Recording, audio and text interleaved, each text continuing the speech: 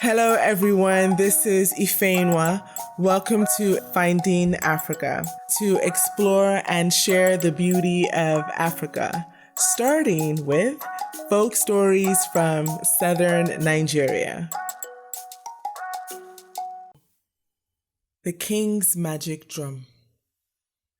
Ephraim Duke was an ancient king of Calabar. He was a peaceful man and did not like war. He had a wonderful drum, the property of which, when it was beaten, was always to provide plenty of good food and drink. So, whenever any country declared war against him, he used to call all his enemies together and beat his drum. Then, to the surprise of everyone, instead of fighting, the people found tables spread with all sorts of dishes: fish, fufu, palm oil chop, soup, cooked yams and okras, and plenty of palm wine for everybody. In this way, he kept all the country quiet and sent his enemies away with full stomachs and in a happy and contented frame of mind. There was only one drawback to possessing the drum, and that was if the owner of the drum walked over any stick on the road or stepped over a fallen tree, all the food would immediately go bad, and 300 able men would appear with sticks and whips and beat the owner of the drum and all the invited guests very severely. Ephraim Duke was a rich man. He had many farms and hundreds of slaves, a large store of kennels on the beach, and many punctions of palm oil. He also had 50 wives and many children. The wives were all fine women and healthy. They were also good mothers, and all of them had plenty of children, which was good for the king's house. Every few months, the king used to issue invitations to all his subjects to come to a big feast. Even the wild animals were invited: the elephants, hippopotami, leopards, bush cows, and antelopes used to come, for in those days there was no trouble, as they were friendly with man. And when they were at the feast, they did not kill one another. All the people and the animals as well were envious of the king's drum and wanted to possess it, but the king would not part with it. One morning, Ifeyinwa, one of the king's wives, took her little daughter down to the spring to wash her, as she was covered with yaws, which are bad sores all over the body. The tortoise happened to be up a palm tree just over the spring, cutting nuts for his midday meal. And while he was cutting, one of the nuts fell to the ground just in front of the child. The little girl, seeing the good food, cried for it, and the mother, not knowing any better, picked up the palm nut and gave it to her daughter.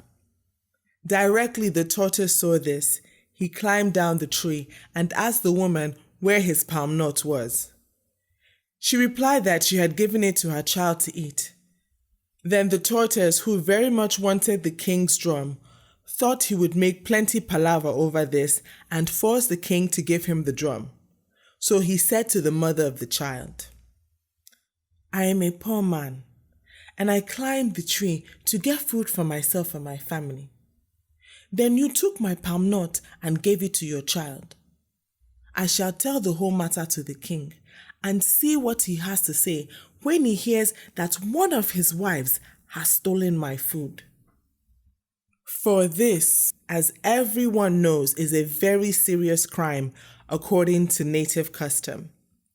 Ifeyinwa then said to the tortoise, "I saw your palm nut lying on the ground, and thinking it had fallen from the tree, I gave it to my little girl to eat, but I did not steal it.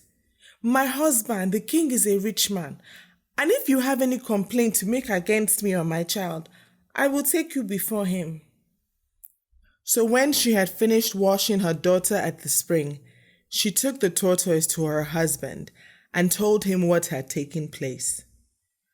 The king then asked the tortoise what he would accept as compensation for the loss of his palm nut, and offered him money, cloth, kernels or palm oil, all of which things the tortoise refused one after the other.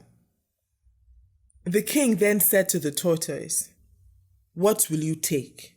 You may have anything you like." And the tortoise immediately pointed to the king's drum and said that it was the only thing he wanted.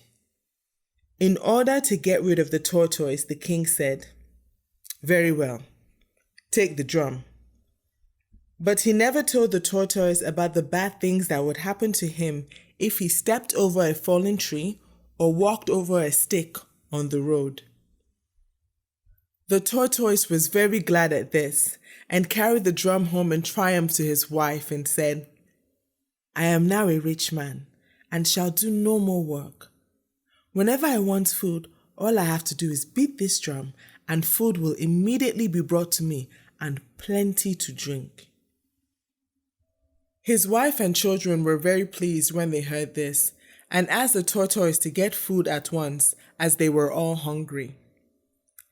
This the tortoise was only too pleased to do, as he wished to show off his newly acquired wealth, and was also rather hungry himself.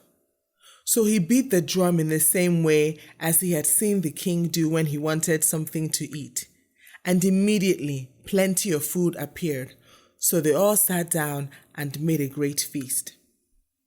The tortoise did this for 3 days and everything went well. All his children got fat and had as much as they could possibly eat. He was therefore very proud of his drum, and in order to display his riches, he sent invitations to the king and all the people and animals to come to a feast. When the people received their invitations, they laughed, as they knew the tortoise was very poor. So very few attended the feast. But the king, knowing about the drum, came. And when the tortoise beat the drum, the food was brought as usual in great profusion. And all the people sat down and enjoyed their meal very much. They were much astonished that the poor tortoise should be able to entertain so many people, and they told all their friends what fine dishes had been placed before them, and that they had never had a better dinner. The people who had not gone were very sorry when they heard this, as a good feast at somebody else's expense is not provided every day. After the feast, all the people looked upon the tortoise as one of the richest men in the kingdom, and he was very much respected in consequence. No one except the king could understand how the poor tortoise could suddenly entertain so lavishly, but they all made up their minds that if the tortoise ever gave another feast, they would not refuse again. When the tortoise had been in possession of the drum for a few weeks, he became lazy and did no work, but went out about the city boasting of his riches, and took to drinking too much. One day, after he had been drinking a lot of palm wine at a distant farm, he started home carrying his drum. But having had too much to drink, he did not notice a stick in the path. He walked over the stick, and of course, the juju was broken at once. But he did not know this, as nothing happened at the time, and eventually he arrived at his house very tired and still not very well from having drunk too much. He threw the drum into a corner and went to sleep. When he woke up in the morning, the tortoise began to feel hungry, and as his wife and children were calling out for food, he beat the drum. But instead of food being brought, the house was filled with Egbo men, who beat the tortoise, his wife, and children badly. At this, the tortoise was very angry and said to himself, "I asked everyone to a feast, but only a few came, and they had plenty to eat and drink. Now, when I want food for myself and my family, the Egbos come and beat me. Well, I will let the other people share the same fate, as I do not see why I and my family should be beaten when I have given a feast to all people." He therefore at once sent out invitations to all the men and animals to come to a big dinner the next day at 3 o'clock in the afternoon. When the time arrived, many people came, as they did not wish to lose the chance of a free meal a second time. Even the sick men, the lame, and the blind got their friends to lead them to the feast. When they had all arrived, with the exception of the king and his wives, who sent excuses, the tortoise beat his drum as usual, and then quickly hid himself under a bench where he could not be seen. His wife and children he had sent away before the feast, as he knew what would surely happen. Directly he had beaten the drum, 300 able men appeared with whips and started flogging all the guests who could not escape, as the doors had been fastened. The beating went on for 2 hours, and the people were so badly punished that many of them had to be carried home on the backs of their friends. The leopard was the only one who escaped, as directly he saw the Igbo men arrived, he knew that things were likely to be unpleasant, so he gave a big spring and jumped right out of the compound. When the tortoise was satisfied with the beating the people had received, he crept to the door and opened it. The people then ran away, and when the tortoise gave a certain tap on the drum, all the able men vanished. The people who had been beaten were so angry and made so much palaver with the tortoise that he made up his mind to return the drum to the king the next day. So, in the morning, the tortoise went to the king and brought the drum with him. He told the king that he was not satisfied with the drum and wished to exchange it for something else.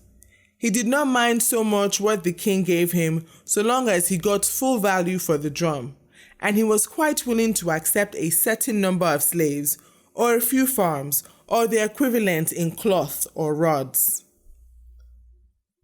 The king, however, refused to do this, but as he was rather sorry for the tortoise, he said he would present him with a magic fufu tree, which would provide the tortoise and his family with food, provided he kept a certain condition. This the tortoise gladly consented to do. Now this fufu tree only bore fruit once a year, but every day it dropped fufu and soup on the ground, and the condition was that the owner should gather sufficient food for the day once, and not return again for more. The tortoise, when he had thanked the king for his generosity, went home to his wife and told her to bring her calabashes to the tree. She did so, and they gathered plenty of fufu and soup, quite sufficient for the whole family for that day, and went back to their house very happy. That night, they all feasted and enjoyed themselves. But one of the sons, who was very greedy, thought to himself, I wonder where my father gets all this good food from. I must ask him.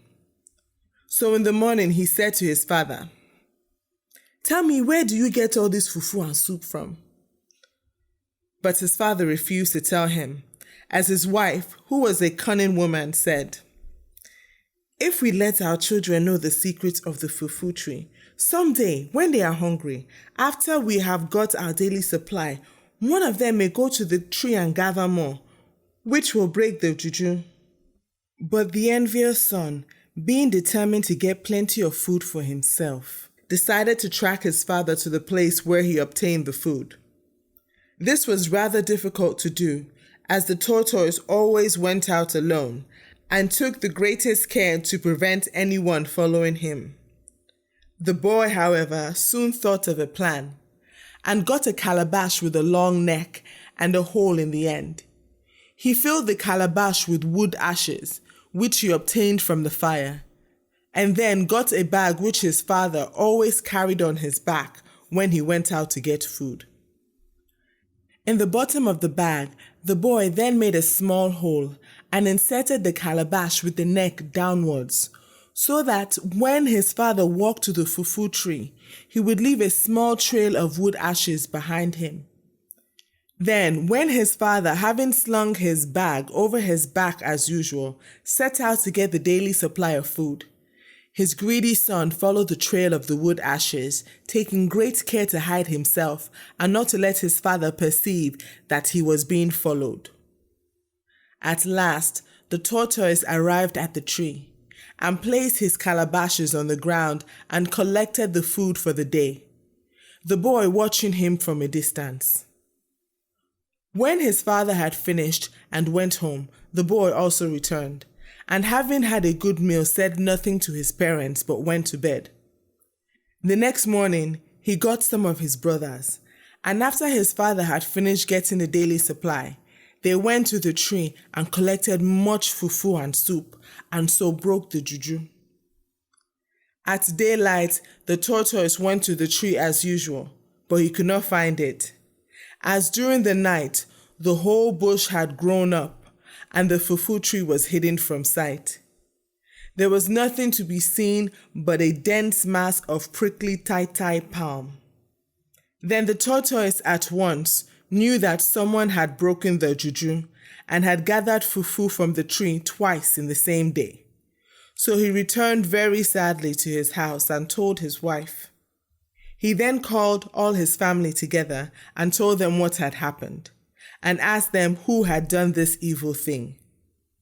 They all denied having had anything to do with the tree, so the tortoise, in despair, brought all his family to the place where the fufu tree had been, but which was now all prickly tai-tai palm, and said, "My dear wife and children, I have done all I can for you, but you have broken my juju. You must therefore for the future live on the tai-tai palm." So they made their home underneath the prickly tree. And from that day, you will always find tortoises living under the prickly tai-tai palm, as they have nowhere else to go for food. Moral: be grateful for what you have. When you become greedy, you will likely end up with less than you had before, or nothing at all. Thank you for listening. If you enjoyed the story, hit the subscribe button. If you didn't enjoy the story, still hit the subscribe button because you may like the next one. Until next time, enjoy life.